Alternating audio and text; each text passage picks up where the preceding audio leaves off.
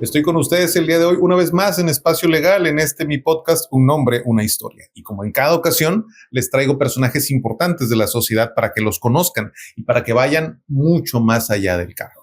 El día de hoy estamos con el maestro Heberto Ramírez. Muchísimas gracias por acompañarnos y por aceptar la invitación. Gracias a ustedes por invitarme y con mucho gusto estamos aquí. Bueno, pues el día de hoy quiero presentárselos para que conozcan un poco más acerca de su trayectoria, pero también un poco más acerca de la persona, del individuo, de cómo fue creciendo como persona, de qué obstáculos se enfrentó, de qué beneficios y qué adversidades tuvo que confrontar, para que ustedes tengan una mejor perspectiva de quién es Heberto en el fondo, para aquellos que lo han conocido únicamente de manera superficial o también para aquellos que no lo conocen. El día de hoy el maestro nos va a platicar de muchas cosas, pero vamos a empezar con la primera. Y la primera son sus orígenes, maestro. Cuénteme un poco de su nacimiento, su familia, todo eso. Gracias. Soy tabasqueño, soy hijo de un empleado de Mexicana de Aviación durante 28 años, de una madre de familia. Soy originario de la calle Iguala, del centro de la ciudad. Pues por circunstancias de la vida, después de 4 años de viviendo viviendo en Villahermosa, pues ya tuve que emigrar a la ciudad de Veracruz. Allá estudié primaria, secundaria, bachillerato aquí en Tabasco y universidad allá en Veracruz. Ok, quiero escuchar un poco más de su vida en la infancia. Empecemos por su familia. Cuénteme un poco de su familia y de sus primeros años. Sí, yo vivía en la calle Bastar Sosaya. Me acuerdo que viví la inundación del 80, ahí en Bastar Sosaya. Tengo 2 hermanos mayores. El mayor se llama José Iván Ramírez León, desgraciadamente ya falleció, fue el primer Ministerio Público Federal de Cárdenas, Tabasco. El que le sigue se llama Guillermo Ramírez León. Él vive afortunadamente y pues yo crecí como niño, como hijo único, por así decirlo. Ya hasta los 4 o 5 años fue que me di cuenta que tenía hermanos mayores porque la distancia de edad era mucha. Cuando yo nací, mi hermano tenía 18 y el mayor 20. Era una distancia muy grande. Muy, muy grande, sí. ¿Y cómo se relacionaba con ellos? Bien. De hecho, pues ya más adelante sí obtuve muchas ganancias secundarias, ¿no? Como dicen en psicología, porque pues en Navidades pues todos me daban regalos. Por supuesto. Mi papá, mi mamá, mi tío, mi abuela y mis 2 hermanos. Entonces, era el consentido de todo el mundo. Era el consentido de todo el mundo, así es. Gracias. Muy bien. Suena una infancia agradable. Sí, gracias a Dios estuvo muy bien. Tuvimos, le repito, tuvimos buenas épocas. Desgraciadamente fui un niño enfermizo, ¿sí? Okay. Ya a los 6 años me tenían allá en el Imán, en México, ¿sí? ¿Qué pasó? Una cuestión de alergias. Es que yo nací el 7 mesino, okay. Entonces me tuvieron en incubadora 2 o 3 meses. Y de ahí, pues toda la vida me hice muy enfermizo. De hecho, practiqué muchos deportes allá en Veracruz, pero realmente duraba poco. Duraba poco porque, pues, por ejemplo, iba yo a la alberca y enseguida la alergia, la estornudadera, la gripe, etcétera. ¿Sí? Igual estudié judo, karate, fútbol americano, pero realmente no duraba mucho porque siempre, pues, la biología se imponía, ¿no? Al final de cuentas. Entiendo esa parte. Entonces, cuénteme un poco de la primaria. ¿Dónde la estudió y cómo fue su etapa de primaria? Sí, yo estudié la primaria en una escuela que se llama Naciones Unidas. Estaba ahí en Alacio Pérez, en Veracruz. Yo vivía en Hernández y Hernández. Y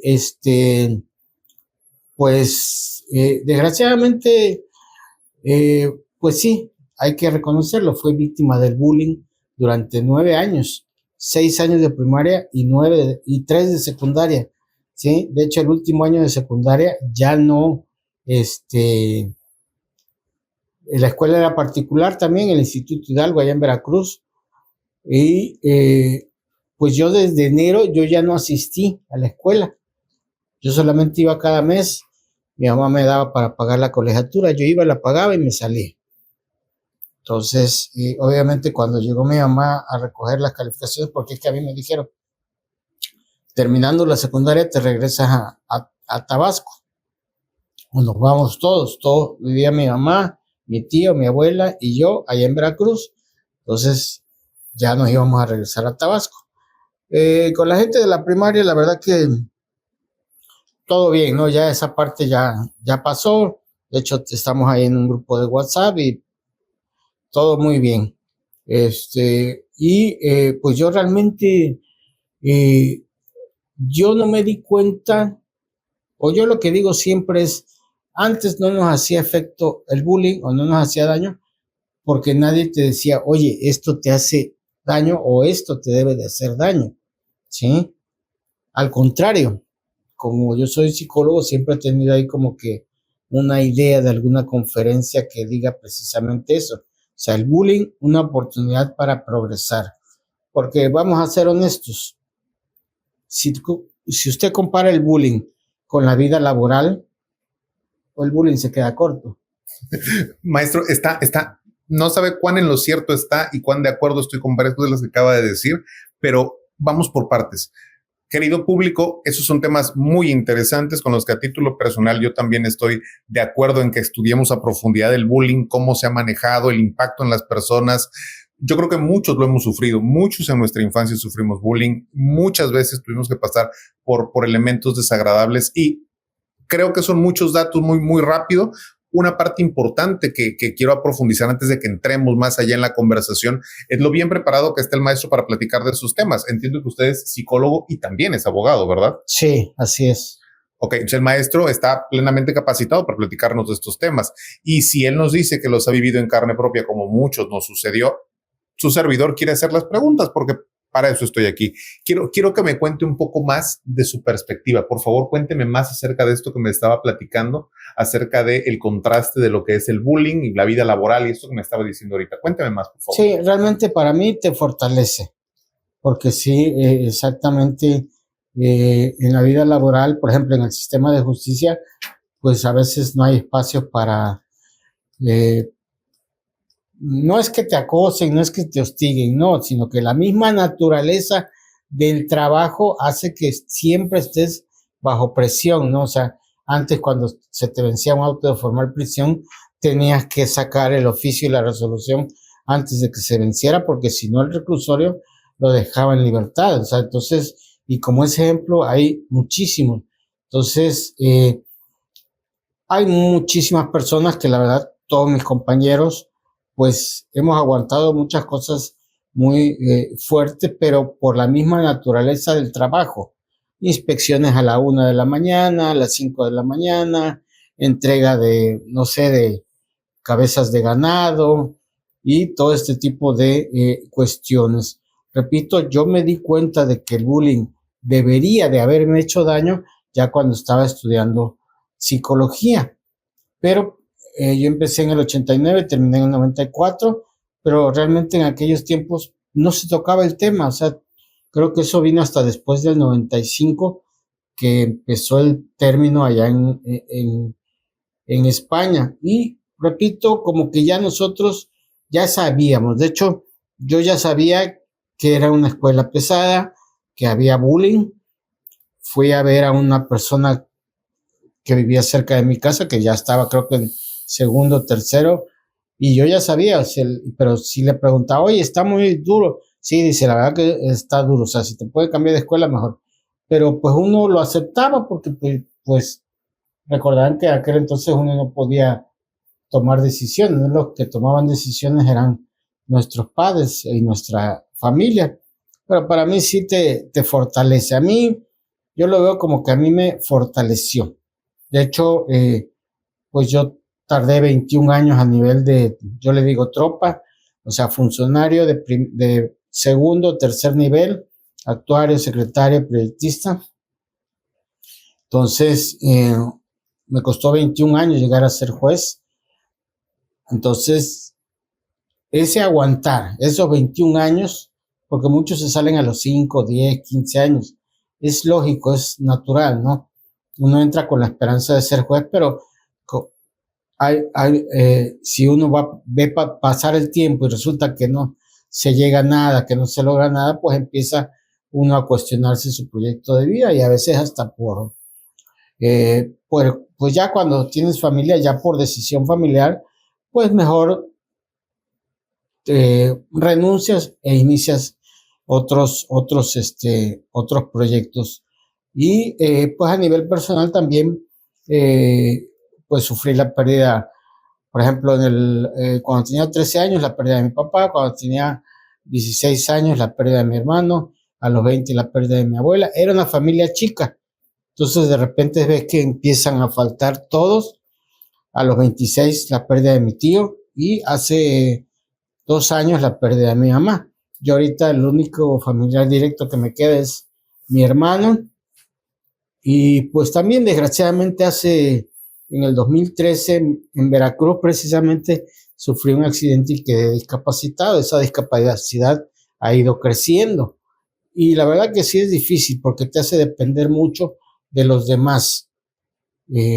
Entonces, pues yo me pregunto, si yo no hubiera sufrido bullying, quizás yo no hubiera aguantado la cuestión laboral ni la cuestión que vivo ahora de mi discapacidad, todo lo que tardé en llegar a ser juez. O sea, yo sí me hago esa cuestionante, ¿no? Ahora, público, quiero que sepan que yo solo soy un espejo de nuestros entrevistados. Yo solo funciono para que ellos puedan sentirse un poco más cómodos de platicar con ustedes. Pero este es un tema que me parece muy interesante. O sea, esta es la verdadera forma en la que conocemos a las personas. Yo sé que normalmente en mis programas les voy preguntando parte por parte acerca de su vida, pero oigan, qué mejor manera de conocer a una persona realmente que saber cómo piensa acerca de estas cosas. Ahora, maestro, de lo que me cuenta acerca de esta etapa de primaria, secundaria, hay una parte que me interesa mucho. Usted acaba de decir que si usted no hubiera sufrido el bullying, a lo mejor no hubiera estado preparado para todas estas otras cosas que sucedieron. Es mi deber preguntarle, ¿no cree que a lo mejor pudieran haber existido o existieran hoy en día algunas otras maneras menos dolorosas, menos crudas de prepararnos? ¿O es que quizás no todos tenemos las herramientas al alcance? ¿Qué opina usted, maestro? Sí. En estas cuestiones, la verdad que honestamente uno, o al menos yo sí me pregunto, ¿no? A mí cuando me voy de Villahermosa a Veracruz a los 4 años, mi papá se queda trabajando. Entonces yo me quedo sin la figura paterna. Y yo también me pregunto, o sea, ¿qué pasaría si yo me hubiera quedado en Villahermosa y hubiera tenido a mi figura paterna al lado? A lo mejor hubiera tenido la fortaleza para enfrentar el bullying. Sí, o sea, son esas, sí reflexiono mucho. Entonces, por ahí a veces digo ese tipo de cuestiones, ¿no? A lo mejor si hubiera tenido a mi papá al lado, a lo mejor no hubiera sufrido el bullying, ¿no?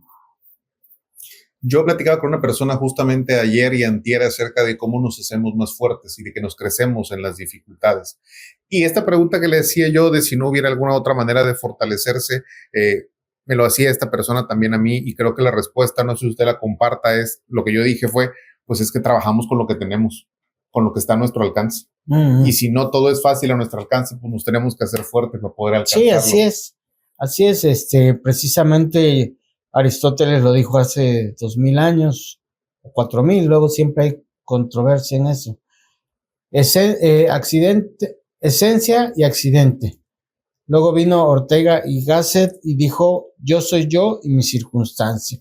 Ahorita permea mucho esta idea en redes sociales de que solo con la voluntad basta para lograr algo. No es cierto. La mitad de nosotros somos yo y la otra mitad es mi circunstancia. Yo no elijo dónde nacer, quiénes son mis papás, qué idioma hablo, quiénes son mis hermanos, la profesión de mi papá, el carácter de mi mamá. O sea, yo no elijo absolutamente nada de eso. O sea, tenemos que aprender a lidiar en un equilibrio entre nosotros como seres humanos, nuestra voluntad, nuestra personalidad y el medio ambiente. Así de, bueno, yo así lo veo. Y es una elección bastante difícil que a muchas personas nos cuesta trabajo aceptar y buscamos justificarnos en demasiadas cosas alrededor, en todo lo que nos rodea, pero ciertamente somos nosotros y nuestras circunstancias. Pues si esas cosas te tocaron, vas a tener que aprender a trabajar con esas cosas y ni modo, es así como funciona el universo.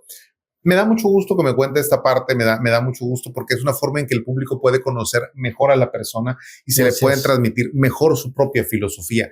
Qué mejor manera de que ustedes conozcan a uno de mis invitados que el que él les cuente su propia filosofía de vida, cómo ve el universo, cómo ve las cosas, cómo ve la sociedad. Y hablando de sociedad, ya me contó esta etapa difícil de primaria y secundaria. ¿Cómo sintió la prepa, maestro? ¿Cómo sintió esa etapa de su vida? En el bachillerato, pues llevé una cuestión muy tranquila. Me gustaba mucho la materia de filosofía, de ética, de lógica, que años después yo di esa materia ahí en ese mismo bachillerato, todo lo que es filosofía, ética, metodología de la investigación, lógica, antes le llamaban estructura socioeconómica de México, todas esas materias yo las di y sí, yo era, pues hay que decirlo, ¿no? Yo era un nerd, un friki, o sea, yo no, como no se me daban los deportes, para mí lo esencial siempre ha sido la lectura. Yo leo desde los 7 u 8 años, ¿sí? Ya como a los 11, 12 empecé a leer literatura de terror. Yo me la pasaba en la biblioteca Pino Suárez cuando la materia de filosofía yo iba directamente a la fuente, ¿sí? O sea, no nada más me conformaba con lo que decía el libro. Ah, que tal persona escribió este libro, bueno, voy y lo busco en la biblioteca y lo leo directamente. Obvio, a veces no le entendía nada, pero ya. Y pues son estas cosas que a veces, por ejemplo, yo comparto con mis hijos. O sea, ahorita ya no hay problema, o sea, pueden ser hasta autodidacta, ¿sí? Con tantos libros, con tanto video, con tanta información. A un clic. A un clic, exactamente. ¿Le gusta la literatura de terror, decía? Sí. Por favor, diga Lovecraft. ¿O cuál autor le gusta más? Poe, Lovecraft y Stephen King. Por supuesto, son los 3 clásicos. Sí, sí, la verdad, Poe por la vuelta de tuerca, ¿no? O sea, te va llevando todo el relato, todo el cuento, y ya al final, en una media línea, te cambia todo el sentido de la historia, ¿sí? Lovecraft, la verdad que ya lo leí grande, pero sí me gusta mucho porque realmente, bueno, describe muy bien, ¿no? Entonces, sí te sientes ahí, por ejemplo, me recuerdo un relato de un pueblito de pescadores que en la noche, ya entrando en la noche, los pescadores, su cara adquiría forma de pez, pero realmente ni siquiera vivían en su casa, vivían en el agua. Por supuesto, entonces, el pueblo de Innsmouth, claro. Ajá. Entonces, lo describe, lo narra también, que parece que está uno ahí en ese pueblito, viendo las casas, oliendo. Eso es la descripción, la narración, ¿no? Sí. Y Stephen King, pues más que nada por su creatividad, ¿no? Y Stephen King trata mucho el tema del bullying. O sea, todos estos niños que fueron buleados o que fueron abusados sexualmente, en una especie de compensación, les da como que poderes. Por ejemplo, Carrie, los niños de It, de eso. Hay una que está en Netflix que habla también del abuso y que la niña se vuelve con poderes después del abuso sexual, ¿no? Claro, entiendo. Sí, ciertamente es algo normal en King otorgar poderes a un grupo de personas que normalmente en sus libros son personas pues más de estudios, menos adaptadas. Yo entiendo esa parte de sus novelas. Ok, siguiendo con usted, maestro. Bueno, cuénteme de su profesión. No puedo evitar notar, como le decía yo a mi público, usted es psicólogo y abogado al mismo tiempo. Es una muy interesante combinación porque además puede profundizar en todos estos temas sociales. ¿Cómo se dio eso? Cuénteme de sus estudios. ¿Cuál fue primero? ¿Psicología, leyes? ¿Cuál fue después? ¿Por qué los dos? Cuénteme. Sí, bueno, a mí yo sé que en este ambiente formal hay palabras que no se pueden decir, Pero mi sueño siempre ha sido ser el mejor criminólogo del estado de Tabasco. Ese es mi sueño concreto. Mi objetivo, pues, para que no se oiga tan malo en este ambiente. Entonces, cuando yo salí de la preparatoria, pues solo había licenciatura en criminología en Durango, Nuevo León, Guadalajara y México. Ni siquiera en Veracruz ni en Jalapa había. Entonces, pues en aquella mente de un muchacho de 18 años, mi idea fue fácil. Pues voy a estudiar primero psicología y después derecho, y ya con eso puedo ser un buen criminólogo. Después estudié la maestría en psicología y jurídica y criminología. Y pues la verdad que desde los 13, 14 años, ese ha sido siempre mi tema. Criminología, asesinos seriales, el estudio de la naturaleza del ser humano, ¿no? O sea, la contradicción, ¿no? Usted puede ayudar a alguien que se está ahogando ahorita y en la tarde está matando a otra persona. Y al menos, repito, primero estudié psicología, después estudié la carrera de Derecho, me vine a vivir a Tabasco porque pues allá trabajé primero trabajé, fui coordinador de la clínica de la clínica psicológica de la universidad, después trabajé en un kinder para niños con trastorno de atención, todavía no había eso de TDAH ni nada de eso, ¿sí? Todos eran iguales y ahí iban a parar a ese kinder. Ahí trabajé, después trabajé en la Subprocuraduría Regional de Justicia, Zona Centro en Veracruz. Después me dieron una oportunidad como psicólogo en el reclusorio de Acayucan, que ese era también uno de mis sueños, trabajar en un centro federal, por un libro que leí de Juan Pablo de Tavira, que fue el primer director de lo que ahora es el Ceferezo Las Palmas, creo. Entonces, ese era mi sueño. Primero estudié psicología, después estudié Derecho, y ya, obviamente, por cuestiones económicas, 10 años después estudié lo que era la maestría en psicología jurídica y criminología. Ok, muy bien, maestro. En todo este trayecto, me gustaría profundizar en partes más tocantes a su familia. Me imagino que todo este trayecto requirió mucho apoyo de parte de su familia, la que usted construyó. ¿Me puede contar un poco acerca de ella? ¿Cómo lo apoyaron? ¿Cómo fue el desarrollo? ¿Cómo conoció a su esposa? Sí, bueno, primero mi familia nuclear, ¿no? La verdad que siempre me dio mucho apoyo. Mi hermano fue el que me ayudó a estudiar psicología porque era escuela de paga. Ya después de Derecho era escuela pública y esa ya yo me la pagué. Cuando yo salí de la secundaria, la verdad que pues me dijeron que no, que ya no iba a seguir estudiando, que ya después fue mi tío, Eberto León Méndez, el que me ayudó a estudiar la preparatoria. Y con mi familia, pues yo me casé con mi esposa en el 98. Yo trabajaba en una empresa de seguridad privada, yo era el de recursos humanos y ella era la de contabilidad, y ahí fue donde nos conocimos. Tenemos, si mal no estoy, 26 años de casados. Y pues a veces uno, como todos, ¿no? Siempre hay dudas, ¿no?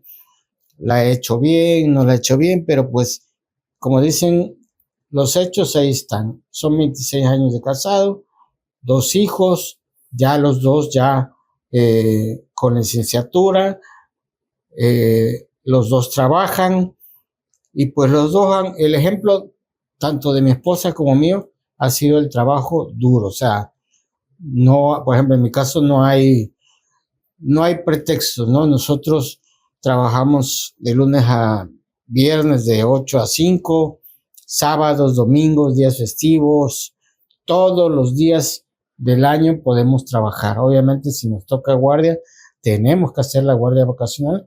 Y mi esposa también, mi esposa es contadora y ella también, pues, siempre trabajando. Y pues, de hecho, mi hijo ya está trabajando, pero pues, gracias a Dios siguió la misma escuela, ¿no? O sea, tiene mucho trabajo y no se echa para atrás. Él, si le cae más trabajo, lo acepta y trabaja, pues, aunque sea de noche. Igual mi hija también, ella es contadora como su mamá, mi hijo es diseñador, pero mi hija también es muy trabajadora. Y lo que me gusta, que yo creo que es un paradigma que ahorita, bueno, a mí no me lo enseñaron, yo sí se lo quiero enseñar a mis hijos y a todo aquel joven que escuche. Creo que la única fórmula ahorita es tener una licenciatura, tener un oficio, lo que sea, peluquero, fotógrafo, estilista, lo que sea, y tener un negocio. Entonces mi hija tiene su trabajo, tiene su licenciatura y también a ella le gusta mucho esto de comprar y vender cosas, ¿no? Ya tiene su negocio propio. Creo que es la única manera de salir adelante en estos tiempos. Y otra manera de conocer a mis invitados, querido público, es justamente esa, escuchando sus consejos. Hay gente de todas las edades escuchándome en este momento y sobre todo escuchando a nuestros invitados para que puedan tener una idea no solo acerca de su percepción del mundo, sino de su filosofía de cómo vivir a través de él. Y es una oportunidad muy interesante la que nos da el maestro de escucharlo en cuanto a todos esos temas. Maestro, ok, esta es la forma en la que su familia va interactuando con usted. Ahora, en la parte profesional, estamos platicando acerca de que su aspiración es convertirse en el mejor criminólogo que hay aquí en Tabasco. Ok, ¿de dónde nace este sueño? ¿Por qué nace esta aspiración? A los 13 años, un tío, un licenciado, Felipe León Pairó, me prestó un libro que era Alfonso Quirós Cuarón, sus mejores casos de criminología. Y yo desde ahí ya con eso quedé. Entonces, poco después, en el 86, 87, salió una revista que se llamaba Sumario del Crimen. El primer número fue con Charles Manson, luego Ted Bundy, luego El hijo de Sam, y a partir de ahí, y pues lo que me gusta de mi trabajo es precisamente eso, ¿no? De hecho, mi tercer libro habla de relatos, que no cuento porque no tienen vuelta de tuerca. Habla de relatos que yo he visto en mi carrera judicial. La verdad que uno ve cada cosa que, pues sí, a veces digo que soy un idealista a pesar de todo, porque con todo lo que uno ve, con todas estas historias que uno ve a diario, pues sí es fácil perder la fe en la humanidad, ¿no? O sea, uno ve todos los días, y eso también, bueno, ahí siempre van saliendo, pero yo también a veces me pregunto cómo aguantamos tanto todo el personal que trabaja en el sistema. Policías, fiscales, jueces, o sea, todos los días vemos secuestros, homicidios, violaciones, extorsiones, pleitos entre familia, homicidios que inician por una tontería, ¿sí? El vecino dejó suelto a su perro y va y se hace defeca en la puerta de mi casa. Yo voy y le reclamo y el vecino, esta falta de convivencia, pues, en lugar de arreglarlo, como lo hacen en otras culturas, no, al contrario. Ahora le voy a dar croquetas, pero también le voy a dar mondongo para que haga más feo. Y voy y otra vez que haga popó ahí enfrente de tu casa. Y estas acciones van escalando hasta que en alguna fiesta se deriva en un homicidio. Y esta historia la hemos visto desde el primer día. Obviamente, repito, yo tardé 21 años en llegar a ser juez. Yo estaba listo desde el 2011 y me dieron la oportunidad hasta el 2021. ¿Qué pasó? No lo sé. Pero ya cuando llegas a ser juez, ya incluso lo ves hasta de manera distinta. Porque sí, pues para eso es la carrera judicial, ¿no? Ir estableciendo criterios, ver si te equivocas o no, ir avanzando, pues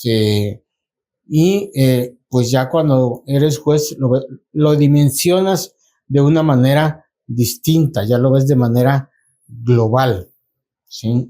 Claro. Integral, ¿no? Ahora, hay dos puntos aquí que puedo tomar muy interesantes acerca de su formación. Primero que nada, nos dice que es juez. ¿Cuál es su cargo en particular? ¿Juez de qué es usted? juez de ejecución de sanciones penales del estado de Tabasco. Ok, es un dato que tenemos, pero me gustaría que se lo pudiera explicar más a mi público para aquellos que no están tan versados en el derecho, supieran específicamente qué clase de juez es usted. Soy el que actúa después de la sentencia, ya cuando ya se pasó el debate sobre el delito, sobre la responsabilidad, o sea, sobre si fui o no fui, ya ahí ya quedó atrás todo. Lo que uno ve es más que nada precisamente el respeto a los derechos humanos de los sentenciados hacia dentro del reclusorio, como se le llama. Si ellos tienen alguna controversia con respecto al régimen de visitas, a la visita conyugal, a su internamiento, o sea, no estoy conforme en este módulo, quiero ir a otro, todo ese tipo de cuestiones es la que ve el juez de ejecución y el trámite de los beneficios sustitutivos que se dan cuando la persona tiene menos de 3 años de prisión, que ese se los da el juez de control o el juez de tribunal unitario, y los beneficios constitucionales preliberacionales, que es la famosa libertad condicionada, que es cuando se cumple el 50% de la pena, y libertad anticipada cuando se cumple el 70% de la pena. Por supuesto, hay excepciones, ¿sí? Delitos que tengan que ver en materia de secuestro no procede, delincuencia organizada no procede, lo que se llama trata de blancas no procede, y todos los demás delitos, robo con violencia, homicidio, incluso el feminicidio, obviamente sí procede. Obviamente tiene que reunir una serie de requisitos, tiene que haber participado en el plan de actividades que le hace el reclusorio o el consejo técnico, tiene que haber tenido buena conducta durante su internamiento, porque desgraciadamente allá adentro es un polvorín, ¿no? O sea, y es muy difícil mantener la buena conducta. Este concepto de reinserción social, la verdad que ha venido cambiando, ¿no? Hablando ya ahí sí un poco de criminología. Primero era, tú eres la manzana podrida, te tengo que excluir. La famosa rehabilitación, ¿no? Después vino la reinserción. O sea, tú eres la manzana podrida, pero ¿sabes qué? No te voy a excluir, te voy a sanar. Pero ¿cómo sabes que realmente lo sanas? ¿Sí? Desgraciadamente en esta etapa sí hay cuestiones muy subjetivas. O sea, obviamente cuando se asiste a las audiencias, pues todo es amor y felicidad, ¿no? Sí, me voy a portar bien, voy a respetar a la víctima, etcétera, etcétera, ¿no? A la víctima se le da, se le llama para que asista a la audiencia. Si no está de acuerdo, ese es el momento de manifestarlo. Y el juez tiene que tomar todo en cuenta eso, porque pues desgraciadamente, pues ese es el riesgo, ¿no? A lo mejor cubre todos los requisitos, pero repito, la naturaleza humana sale, a lo mejor por ahí leí una teoría de que de manera inconsciente lo hacen, pero porque ya están mejor ahí adentro que afuera. Comete un delito y vuelve otra vez al reclusorio, ¿no? Entonces, esa es la función de los jueces de ejecución. A mí me sirve mucho porque yo sí, por mi misma formación, pues, sé leer en sus términos un dictamen de psicología, un dictamen de criminología, ¿sí? O sea, dimensionarlo en su literalidad, no tomar algo, ¿no? Porque muchas veces a mí me tocó verlo, ¿no? Cuando yo trabajaba para algunos jueces, ¿no? Por ejemplo, que en el test proyectivo de Karen McCover presenta rasgos homosexuales. Ah, ¿es homosexual? No es lo mismo, ¿sí? No es lo mismo. Entonces, esa es, por decirle de algún modo, la ventaja que yo tengo, ¿no? Ok. Y en el segundo punto de lo que nos contaba, que me gustaría profundizar un poco más, usted hizo el comentario de que en mi tercer libro escribí que, ¿cuántos libros ha escrito usted? ¿De qué se han tratado? El primer libro es Némesis o Temis, Psicología de los Juicios Orales, y la tesis es convencer al lector de que el sistema oral acusatorio que inició en junio de 2008 es mucho mejor que el sistema escrito. Por ahí creo que precisamente 2004, 2005 se hizo un documental que se llamaba El Túnel, donde la mayor parte de los sentenciados, arriba del 70%, decían que no habían conocido al juez, que no habían conocido al fiscal, que no habían conocido a su defensor, que no habían conocido las pruebas, quién los acusaba, nada de eso. Con el sistema acusatorio y oral ya todo eso quedó atrás. De hecho, cuando uno notificaba, era muy común. El sentenciado deslegitimaba la sentencia. Es que eso es falso. A mí nunca vino la persona, que esto, que no. Ahorita todo es en público y queda grabado. Y el juez va paso a paso, el juez de control, lo que antes era el juez penal, el juez de control le va diciendo, ponga usted atención que le van a decir de qué se le acusa, o sea, los hechos. Luego le dicen las pruebas cuando solicitan vinculación, ¿sí?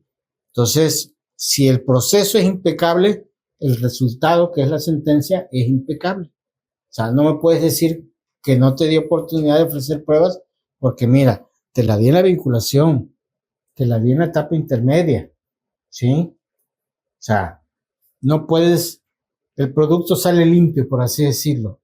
El Estado se legitima y tú, sentenciado, no me puedes decir a mí o alegar que es ilegítima la sentencia o que fue producto de un proceso viciado, ¿sí? Ese es el primero. El segundo, criminología, derechos humanos y humanismo. Todo esto se relaciona de qué manera. El humanismo realmente es la cuarta teoría de la personalidad de Roger y Maslow, y que está plasmado también en el artículo 26 de la Declaración Universal de los Derechos Humanos de la ONU. ¿Qué quiere decir? ¿Sabes qué? Tú eres un ser humano, tienes derecho a crecer en todos los aspectos. Todo lo que tú quieras, el famoso concepto de libre desarrollo de la personalidad. Yo ahorita soy juez, pero si quiero poner un puesto de tortas, estoy en todo mi derecho de hacerlo. Claro. Nadie me puede decir absolutamente nada. ¿Sí? Entonces, tengo la obligación de desarrollar todo mi potencial en todos los aspectos. Social, económico, político, académico, como persona, como padre, como esposo, etc. Ese es el humanismo. ¿Cuál es el punto? Cuando la persona alcanza su potencial máximo, no comete delitos. ¿Sí? También creo que fue Carl Rogers, no, Abraham Maslow, el proceso de convertirse en persona, que hace un estudio. Obviamente es muy bajo el rango de población, pero él se da cuenta de eso. Son las personas autorrealizadas. Esas no agreden a los demás, no cometen delitos, ¿sí? Y lo que yo he visto es que las personas que cometen delitos generalmente traen mucho resentimiento. De eso se trata el segundo libro. Y el tercer libro es, los dos primeros son ensayo, el tercero aspira a ser literario. O sea, contar las cosas que yo he visto, obviamente no tal y cual, pero sí de una manera que aspire a ser estéticamente bonita, o sea, literaria, pues. En este caso son pequeños relatos o historias de cosas que de cosas que he visto. Okay. ¿Usted cree en estos libros que me cuenta? ¿Cree entonces que ese puede ser el origen del crimen, el resentimiento? ¿Qué opina usted de eso? Sí, para mí en la mayor parte de las veces sí. Es como, por ejemplo, yo a veces voy con mi hija caminando y desgraciadamente muchos decimos que somos humanistas, pero no es cierto, no lo somos. Si vemos que viene alguna persona sucia, sin zapatos, lo primero que hacemos es hacernos a un lado. Yo le digo a mi hija, ¿sabes qué? No le hagas ni una cara, porque si tú lo rechazas por fregarte, te va a soltar. Sí. O sea, ahí se genera el resentimiento. ¿Por qué me ves así? ¿Por qué esto? ¿Por qué el otro? ¿Sí? Y te digo, muchos nos tachamos de humanistas, pero realmente no lo somos. Somos muy prejuiciosos. Es que el abogado no debe tener tatuajes. Es que muchas veces, por ejemplo, usted tiene un personal ya de mayor edad y la regla es llevar pantalón de vestir y ese señor siempre lleva pantalón de mezclilla. Levántele un acta. Espérame. Oiga, ¿por qué trae usted pantalón de mezclilla? Bueno, ¿sabe qué, jefe? Me da pena, pero pues es que yo ya sufro accidentes y traigo pañal. Por eso no traigo pantalón de vestir. O sea, juzgamos sin ir más allá. ¿Sí? O sea, por ejemplo, las personas que tienen, ahora le llaman fobia social, o sea, que estás platicando y que no te ven a los ojos, sino que desvarían y hacen así, no te saludan. Lo primero que decimos, es un grosero. No, espérame. A lo mejor sufre algún trastorno, bueno, no sufre, perdón, tiene algún trastorno del espectro autista. A lo mejor tiene algún trastorno esquizoide. Casi siempre hay ovejas negras en todos lados, ¿no? En toda familia siempre hay alguien al que rechazamos. El que no sale a las fiestas, el que se queda encerrado en su cuarto, el que excluye en el grupo de WhatsApp, el que no invitan a las fiestas o que si llega, todo el mundo le hace así para que se siente en otro lado. Nosotros acusamos, juzgamos, pero ¿qué tanto lo provocamos? O sea, somos seres sociales, buscamos integrarnos, aunque seamos rebeldes y digamos que no me interesa, que somos anarquistas, que somos punks o lo que sea. No es cierto. Queremos aceptación, queremos aprobación. Y si no la tenemos, pues a lo mejor una forma fácil es cometer un delito para lograr esa aceptación. Díganme, querido público, si no es verdad que estoy verdaderamente mostrándoles la persona que hay detrás del cargo, sus ideologías, sus pensamientos, sus formas de ver el mundo. Ahora, maestro, yo sé que ya me dijo la parte de aspirar a la parte criminológica. Me gustaría que complementáramos esa parte. ¿Cómo se ve usted a futuro? ¿Cuáles son sus metas hoy en día? Seguir siendo juez penal. También sería un escenario interesante el poder independizarme para poder ser litigante. Por mi formación puedo trabajar en varios lugares y ahorita tengo un proyecto incluso de abrir un pequeño instituto, una pequeña academia, pero aquí en Tabasco, pero con ideas novedosas, porque siempre vamos sobre lo mismo y lo mismo y lo mismo.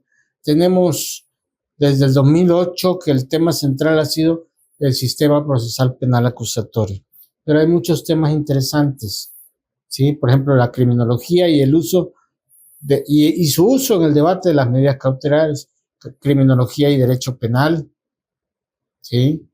O sea, tú pusiste este delito aquí, ok, ¿cómo sabes que esa es la pena correcta? De 2 a 6 años, ¿sí? Bueno, ¿por qué no le pusiste menos? ¿Por qué no le pusiste más? ¿Sí? Victimología, psicología jurídica forense victimal, que ese es un proyecto que yo traigo de escribir un libro porque hay mucha confusión al respecto. Hay cosas que realmente no se utilizan aquí en México. Quizás se utilicen en Colombia, en España, en otros lados, pero aquí no. Por ejemplo, si yo como defensor ofrezco una prueba de perfilación criminal para demostrar, entre comillas, que mi defendido no es culpable, pues obviamente quizás la pueda llevar, porque no es contraria a la moral. Pero de que le den valor, esa ya es otra cosa. Entonces, tengo ahí un borrador de un libro donde pretendo verificar todo lo que es psicología jurídica forense y victimal en México. ¿Sí? Lo que hay en otros lados es otra cosa. Por ejemplo, hay una cuestión que le están llamando metaperitaje. O sea, es lo que antes era el perito tercero en discordia. Pero también la ley contempla el asesor técnico. O sea, es que mejor contrata un psicólogo, tenlo a tu lado, cuando el psicólogo de la fiscalía vaya a ser interrogado en juicio, que te ayude a hacer las preguntas. Es más efectivo para mí, ¿sí? Ok, gracias por compartir esa parte, maestro. Y bueno, ya nos estamos acercando al final de la entrevista. Mi público se compone de todas las edades, de todas las profesiones, de todas las edades. Antes de cerrar mi entrevista, ¿le gustaría darnos un mensaje? ¿Qué mensaje le daría a todas estas personas que nos ven? Pues más que nada de que en mi caso sí, por ejemplo, sufrí bullying, pero pues en los hechos realmente, gracias a Dios, pude superarme. Y tan es así que, bueno, sin afán de egolatría, pues estudié 2 carreras, estudié una maestría, ya escribí 3 libros, tengo 26 años casado, tengo 2 hijos que ya son profesionistas. Entonces, quizás lo único que me falte sea, por ejemplo, concretar este libro que tengo en mente y también, ¿por qué no?, hacer una novela que trates precisamente, yo creo que hay que iluminar el trabajo que se hace en el sistema judicial para que vean, primera, que no es tan difícil y segunda, que no es tan fácil, perdón, y segunda, que puedan juzgarnos correctamente, ¿sí? O sea, todos los que trabajamos en el sistema de justicia tenemos que regirnos por la prudencia, por la discreción, ¿sí? A mí me pasó que una vez fui a un restaurante y llegó una señorita y me saludó y me dice mi hija, ¿quién es, papá? Pues ni modo de decirle que era una víctima de violación que había yo atendido 10 años antes en un juzgado. Es como el policía, una señora ya más o menos grande, se choca, llega el policía y le dice, señora, bájese, no me voy a bajar hasta que venga mi hija.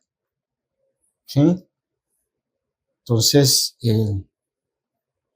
a veces no lo entendemos, pero el policía tiene mucha experiencia, tiene mucha sabiduría. Ok, ¿quién es su hija? No, pues está la buena, déjeme hablarle. Oiga, aquí, ya llega la hija, usted ve que la hija le pone una sábana, la señora se cambia porque desgraciadamente tuvo un accidente al momento del choque y pues le da pena. Esas son las cosas que realmente debemos, para mí el consejo es que seamos humanistas de verdad, no prejuiciemos, no pongamos etiquetas, no actuemos en base a esas etiquetas. Si alguien me dice, oye, ese trabajador es flojo, gracias, pero yo lo voy a evaluar y yo me voy a formar mi propio juicio. Ese vecino que llegó, ese muchacho que llegó a la secundaria, es así, tiene esos antecedentes. Yo como maestro, yo como compañero, te lo agradezco, pero para mí, yo me formo mi propio juicio.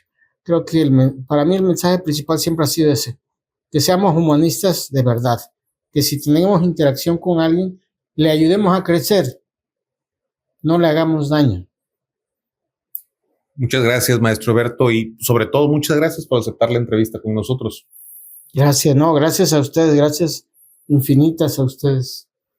Muy bien, pues ya escucharon al maestro y bueno, les he contado un poquito más en este programa acerca de una nueva persona y una nueva historia. Yo soy Luis Granados. Muchas gracias por estar con nosotros en esta edición de Un Nombre, una Historia.